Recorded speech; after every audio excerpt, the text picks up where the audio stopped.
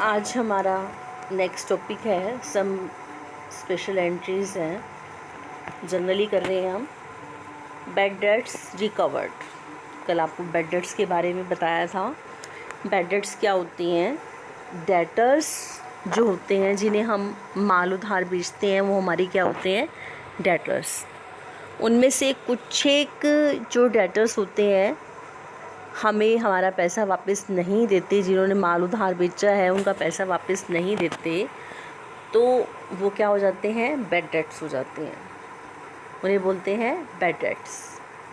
तो अगर मान लो वो रिकवर हो जाते हैं, उनसे पैसा मिल जाता है समटाइम्स, तो उनसे क्या बोलेंगे? Bad debts recovered. Sometimes it so happen that bad debts previously written off subsequently recovered, in such case the following entry passed।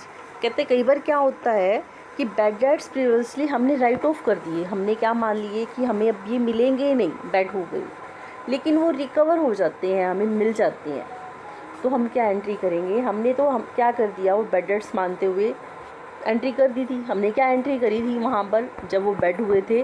Bad debts, कल आपको बताया था, bad debts account debit to debtors accounts, ये हमने entry कर दी। हमने debtors को credit कर दिया। डेटर्स हमारे क्या थे?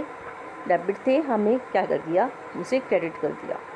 तो अब हम क्या करेंगे? अब वो रिकवर हो गए तो हमारे पास कैश आई, तो हम एंट्री करेंगे cash account debit to bad debts recovered account. Care should be taken that the personal account of debtors should not be credited because the debtor account must have been credited while passing the entry of bad debts। अभी मैंने आपको बताया जैसे वैसे ही यहाँ लिखा हुआ है कि आपको ये बात ध्यान रखनी है कि पर्सनल अकाउंट जो डेटर का है वो क्रेडिट नहीं करना, क्योंकि डेटर का पर्सनल अकाउंट क्रेडिट हो चुका है जब हमने बैड डेट्स की एंट्री की होगी।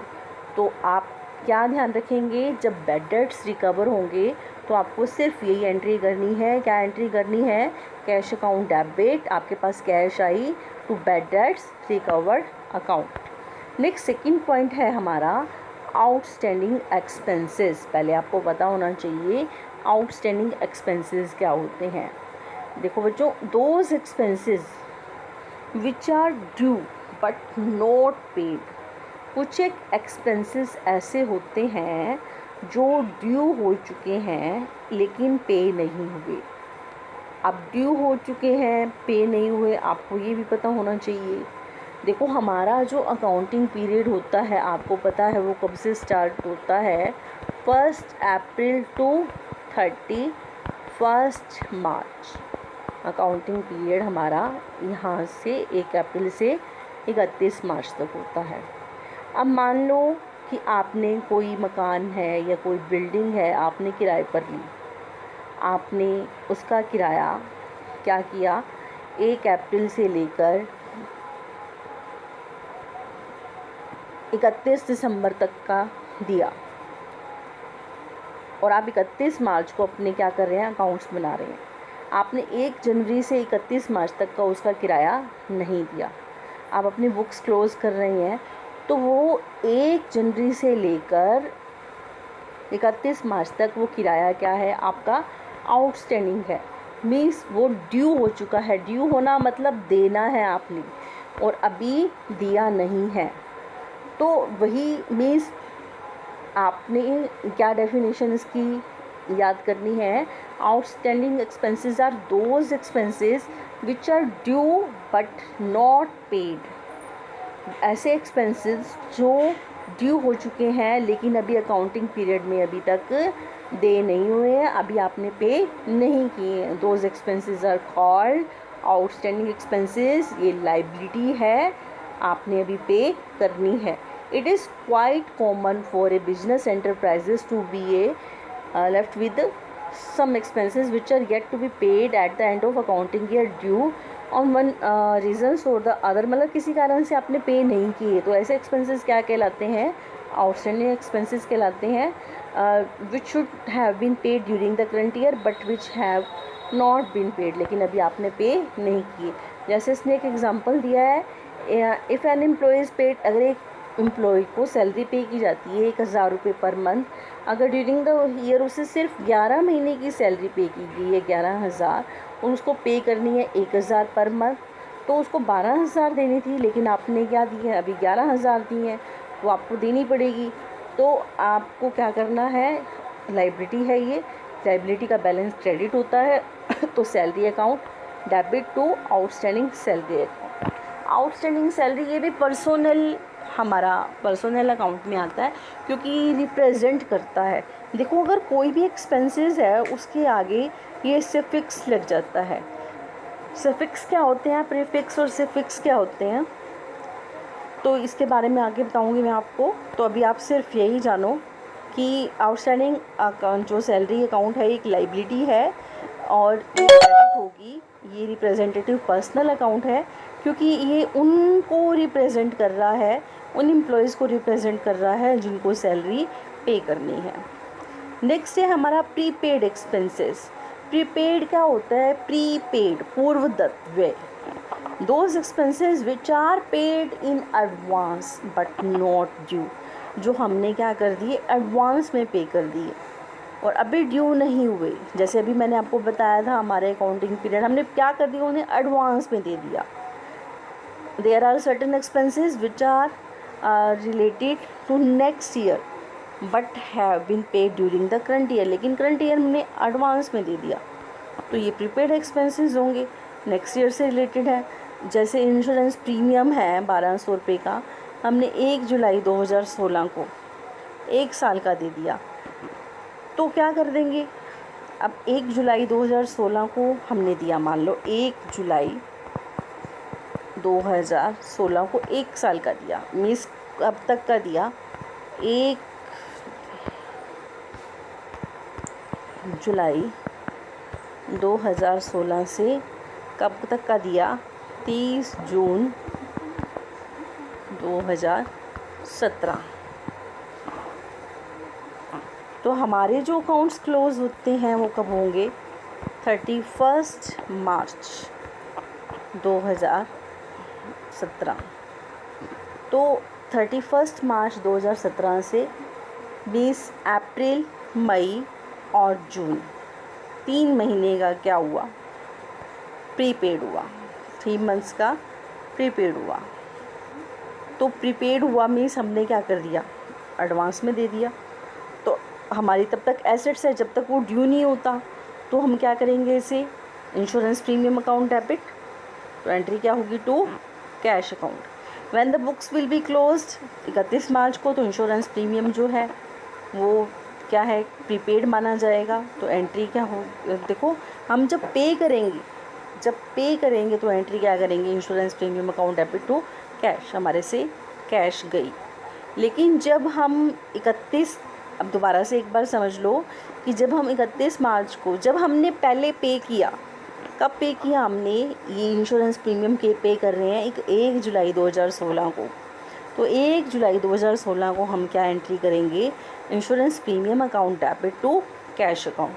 लेकिन हम अपने अकाउंट्स क्लोज़ कब कर रहे हैं, जब 31 मार्च 2017 को, तो 3 महीने का क्या है, ये प्रीपेड है क्योंकि 1 साल का कर रहे हैं। 1 साल का कब से कर रहे हैं, 1 जुलाई 2016 से 30 जून 2017 तक, और हमारे अकाउंट्स बन रहे हैं 31 मार्च तक, तो 3 महीने का क्या है, प्रीपेड है, हमने एडवांस कर दिया।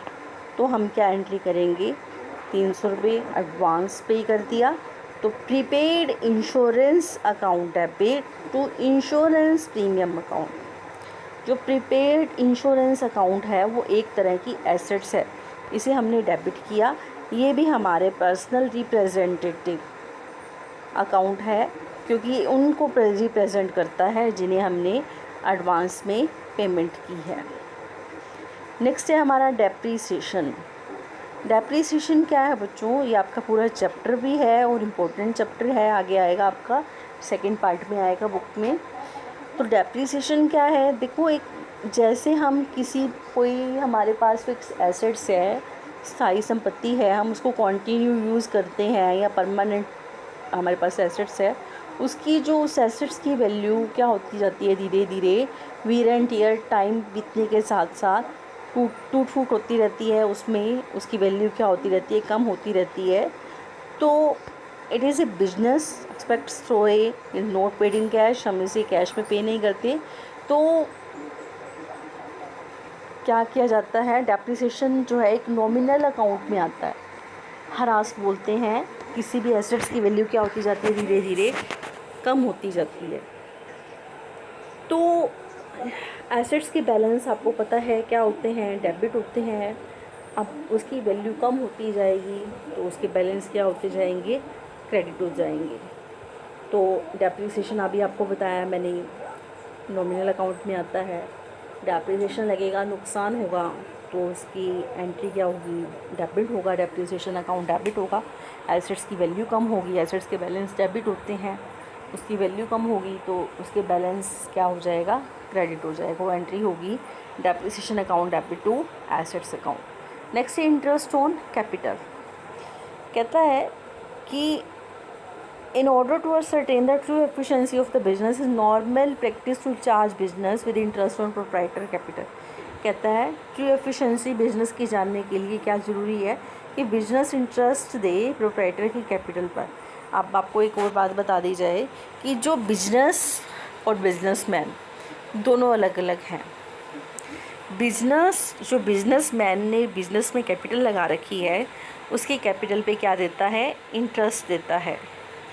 तो ऐसा इंटरेस्ट बिजनेस के पॉइंट ऑफ व्यू से क्या है, लॉस है।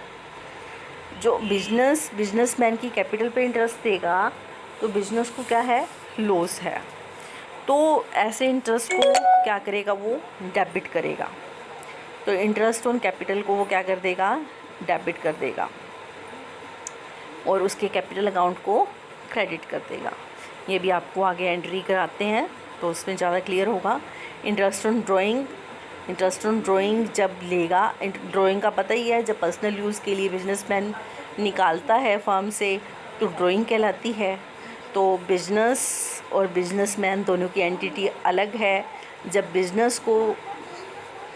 बिजनेसमैन की कैपिटल पे इंटरेस्ट दे सकता है तो ड्राइंग पर इंटरेस्ट ले भी सकता है। जब वो ड्राइंग करता है उस पर इंटरेस्ट लेता है तो बिजनेस को क्या होगा, उससे बेनिफिट होगा। तो बेनिफिट होगा तो क्या होगा, उसके लिए इनकम होगी। तो इंटरेस्ट ऑन ड्राइंग क्या करेगा, वो क्रेडिट करेगा, ड्राइंग डेबिट होगी। तो जैसे अब ये आपको प्रैक्टिकल बताती हूँ, एक देखो कैसे होगा ये। फर्स्ट है, देखो, passed journal entries for the following received 20,000 from Subhash which was written off as bad debts in previous year.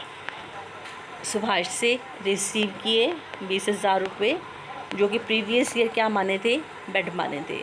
तो आप क्या एंट्री करेंगे, cash account debit to bad debts recovered account. आपको ये फर्स्ट ही बताया था, बैड डेट्स रिकवर्ड। नेक्स्ट है salary due to clerks, salary देनी है, क्लर्क तो सैलरी देनी है, आउटस्टैंडिंग सैलरी है।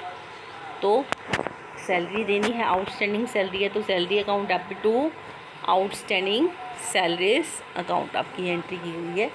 Salary account debit to outstanding salary account. Next है out of rent paid in this year, जो रेंट पे किया है उसमें से 10,000 नेक्स्ट ईयर से रिलेटेड है, नेक्स्ट ईयर से रिलेटेड है, इस साल से रिलेटेड नहीं है। तो प्रीपेड रेंट है तो means prepaid rent account debit to rent account, next year से रिलेटेड है, इस साल से रिलेटेड नहीं है। डेप्रिसिएशन लगाना है, फर्नीचर की कॉस्टिंग है 50,000 की, तो 50,000 का 10% 5,000 हुआ। Depreciation account debit to furniture कितने से, 5,000 से। देखो furniture, depreciation account debit to furniture.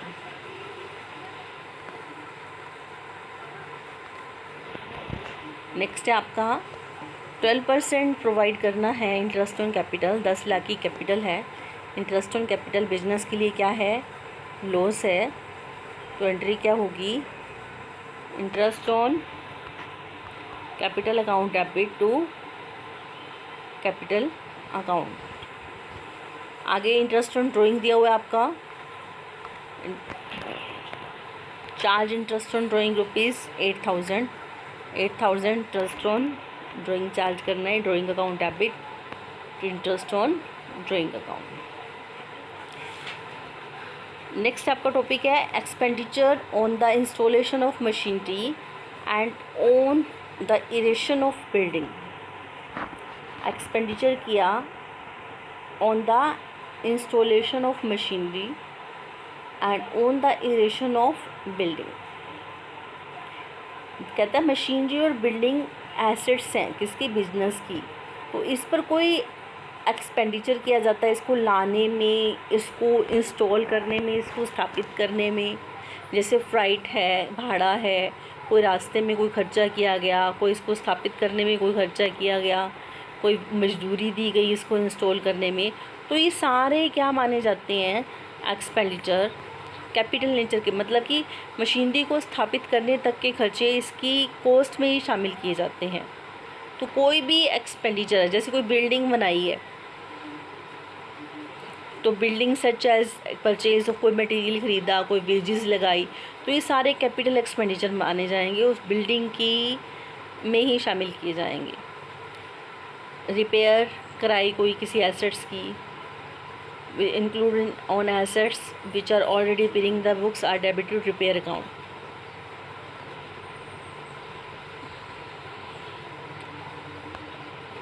जैसे आप प्रैक्टिकल देखो, इसे बताती हूँ, आपको क्लियर करती हूँ। Journalise the following items in the books of Radha Kamal and sons giving the suitable narration.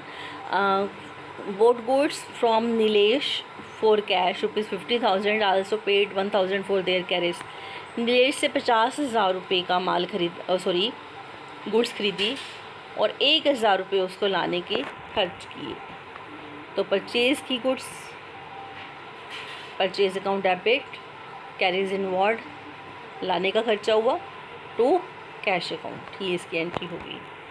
Next है paid to Sita ₹9,615 full settlement of his dues 10,000 Sita debit to cash to discount receipt. Next है machinery खरीदी 3 lakhs की and paid 25,000 cash on installation. देखो इसकी cost में शामिल होंगे। अब ये नहीं करेंगे मशीनरी वेजेस, नहीं, अब क्या करेंगे हम, मशीनरी अकाउंट डेबिट हमारी 3,25,000 की आएगी, तो बैंक चेक पे किया, टू कैश वेजेस दिए। देखो इस टॉपिक का जो मीन्स क्या है समझाने का आपको, कि जो एक्सपेंडिचर किए जाते हैं मशीनरी को इंस्टॉलेशन तक के, मतलब स्थापित करने तक के खर्चे, और किसी बिल्डिंग को इरेशन के, उसको स्थापना के खर्चे, वो उसी में शामिल होते हैं। अब माल को ख़रीदा, उस पर भाड़ा लाए, उसको अंदर लाए, उसका अलग खर्चा है, लेकिन किसी मशीनरी को ख़रीदा, उसको स्थापित करने तक के खर्चे उसकी मशीनरी के लागत में ही शामिल होंगे। ये कहने का मीन्स था इसमें।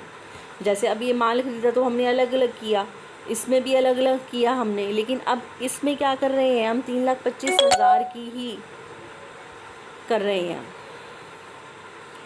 इसमें हम 3,25,000 का ही कर रहे हैं। ठीक है। नेक्स्ट है ब्रिक्स हैं 15 लाख की, टिम्बर 10 लाख की परचेज़ की हैं बिल्डिंग की कंस्ट्रक्शन के लिए, तो ये हम क्या करेंगे, 25 लाख का ही करेंगे, बिल्डिंग अकाउंट डेबिट ही करेंगे। देखो यहाँ बिल्डिंग अकाउंट डेबिट ही कर रखा है, टू बैंक अकाउंट, अलग अलग नहीं कर रखा। नेक्स्ट है हमारा परचेज़ की ओल्ड मशीनरी 1 लाख की, 5,000 इसकी कैरेज के एक्सपेंड किए और 20,000 इमीडिएटली उसी टाइम तुरंत इसकी स्थापना के खर्च किए। 1 लाख 5,000 और 20,000 कितने हो गए, 1,25,000 मशीनरी की वैल्यू बन गई। देखो machinery account debit to bank account. और फिर देखो नेक्स्ट पॉइंट है paid 2,500 for repairing office furniture की रिपेयरिंग के लिए, फर्नीचर की रिपेयरिंग के लिए किया, तो repair account debit to cash account. अब यहाँ फर्नीचर अकाउंट डेबिट नहीं करना।